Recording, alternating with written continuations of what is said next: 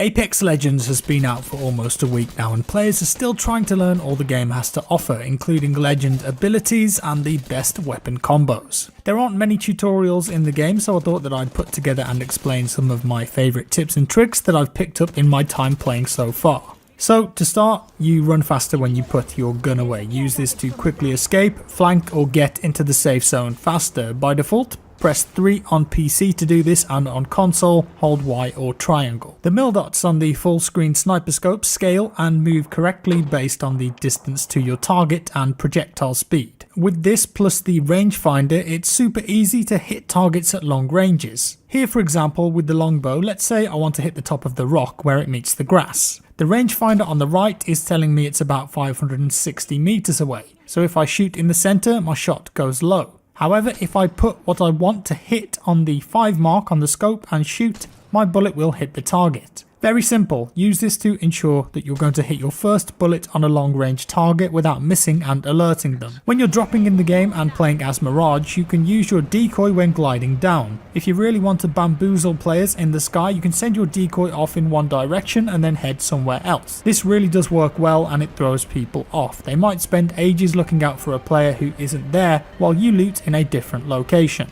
Frag grenades, how do they work? As far as I can tell, there's no way to prime them, but as soon as you throw a grenade, it will start a 4-second timer before it explodes.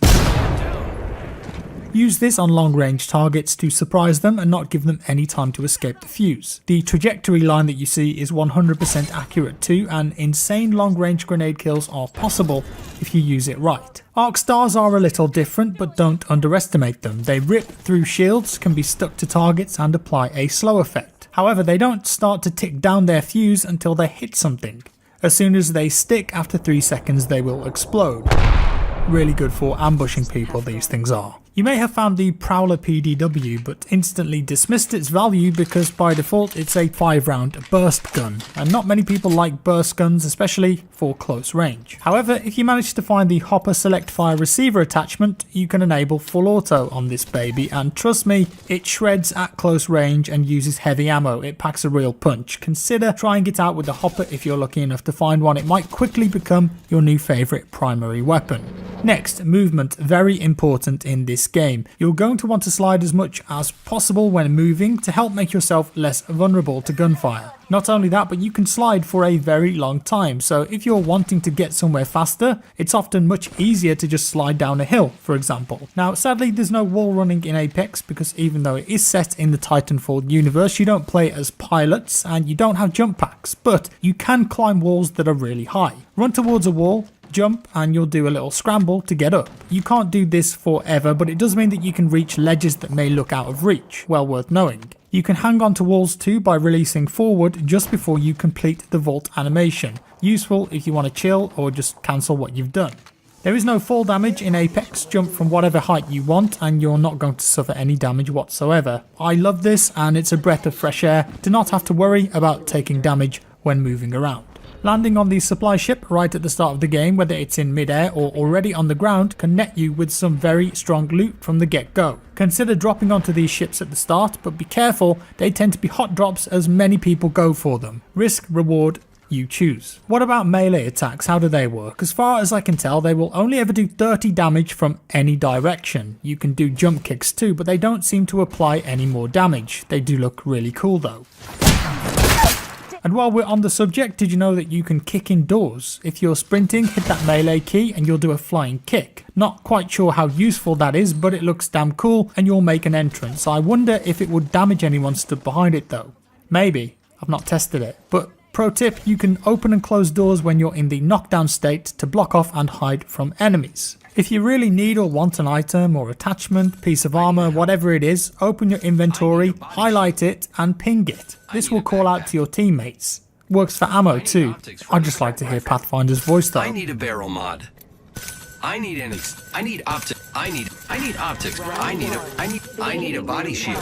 This next tip isn't really about movement, but it's related to getting around the map. Dotted around you'll notice balloons with ropes. If you use those ropes and head up to the top of the balloon, your character will be able to go back into glide mode just like you do at the start of the game. Make sure that you're facing the direction you want to go before you ride to get more distance, and this means that you'll be able to travel far distances if you really need to get out of trouble or get away from the ring. Some of the characters in this game, especially the bigger ones, feel like they're moving slowly, but the developers have confirmed that all of the characters move at exactly the same speed. The reason for this is that some of the bigger characters have slower moving arm animations, and so they feel slower, but they're in fact the same speed. When a new round starts, a random hot zone will be displayed on the map with a blue circle. These areas are high tier loot and have a chance to spawn a fully kitted golden weapon. Definitely worth going to. When it comes to shooting bad guys, it's good to know what damage you're doing, and in this game it's color coded. Headshots are gold, then body damage is coded to the color of the shield or the armor that the enemy is wearing, so you've got your white, blue and purple. Gold shields have the same stats as purple, just with extra perks. If you get red damage, that means the player has no shield. If you break an enemy shield, you'll hear a smashing sound, and that's when you know that you should push, because people can heal really quick in this game. I'd also recommend going into the options and changing the damage numbers setting under gameplay. Put it to floating. I think honestly it makes a big difference. This way you will get a number with each hit rather than a cumulative number. One thing about armor as well, if you kill an enemy and go onto their body and see a blue shield, if you pick that up it will be at full shield even though you killed them. You of course may have drained all their shield when you downed them, but in their inventory it will give you a full shield back if you pick that armor up. No need to worry about replenishing or using your canisters. When you're looting enemy players, it's also really easy to know if there are attachments or ammo that you need, because if it has a red line through it, it means that you either have one of those items already or you don't have a weapon that it can be used on. It makes looting so much faster. And when you're looting out in the world, keep a lookout for little robots. They're the same robots you see in the cinematic when opening Apex crates. They're color coded and you can melee or shoot them and they will drop good loot. They make a little sound too, so easy to find. Attachments in this game automatically transfer to new weapons you've picked up if they fit. No more worrying about removing attachments first and transferring them across. If you have an attachment in your inventory that doesn't fit any of your weapons, but then you pick up a weapon that it would fit, the game automatically attaches it. Brilliant. It makes your life so much easier. It's also worth knowing that when you kill enemy players, their crates will be color coded based on what items they have. If the highest ranking item they have is a blue, then the crate will be blue. If the crate is gold, then that means they've got at least one gold item in their inventory. It doesn't guarantee a gold weapon, mind you. It could just be a gold attachment, but you at least have a good idea of what to expect and who to prioritize. They really have thought of everything. Speaking about gold items, it's worth knowing their benefits. Gold items can be found in the game, but they are immensely rare. But if you see airdrops coming in, make sure to loot them if you've got the chance. You could end up with a gold Mastiff shotgun, which is incredibly powerful.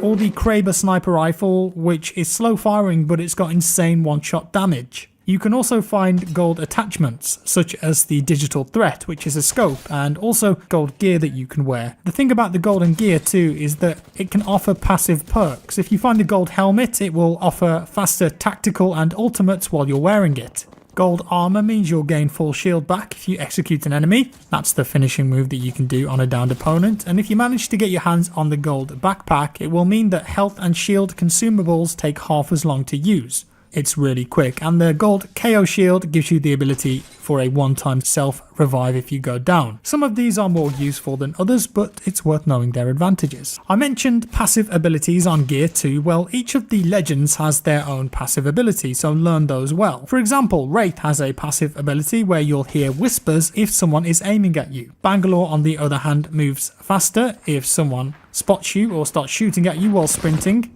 Pathfinder has a really interesting passive where he can go to survey beacons that are dotted around the map on top of buildings, and if he uses them, it will tell him and the squad where the next zone is going to be. Every character has a passive, so it's worth knowing what they are for when you're playing and for when you're coming up against other players. One of the best features about Apex is the contextual ping system, so make sure you use it as much as possible. With this you can put down a simple marker, say to suggest an area to go to teammates, but it's way more than that. Hit the ping button on a supply box and it will tell your teammates where it is. Ping that same supply box that happens to be opened and the game will instead tell your teammates that it's been opened, so it's best to watch out. You can ping individual items on the ground as well, so for instance there may be a piece of armor or a weapon on the ground that you can directly ping and it will show up for your teammates. As well as that, you can use it to tell teammates where enemies are. Double tap the button and it automatically changes the ping to a red one to alert teammates to enemy locations. The whole system is just so well done,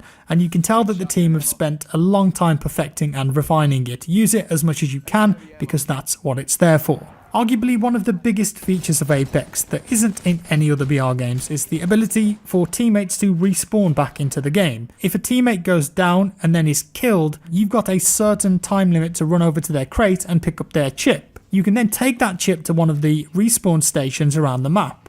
They're green on the map. Your teammate will then respawn back in on a dropship, but they won't have any of their gear and they will need to loot again. Each respawn station can only be used once. However, if two of your teammates die and you pick up both of their chips, you can use one station to revive them both at the same time. And that is about all I've got for you today, guys. I hope you learned something new, and I really hope that these tips and tricks can help you out in Apex Legends and get that victory for you. If you enjoyed it, please consider sharing the video and leaving a like down below. Thank you so much. Also, leave a comment if you've got any tips that you've learned that I didn't mention here. If you didn't like the video, dislike it, not a problem. Subscribe if you want to see more. Hit that bell, and I'll see you in the next one.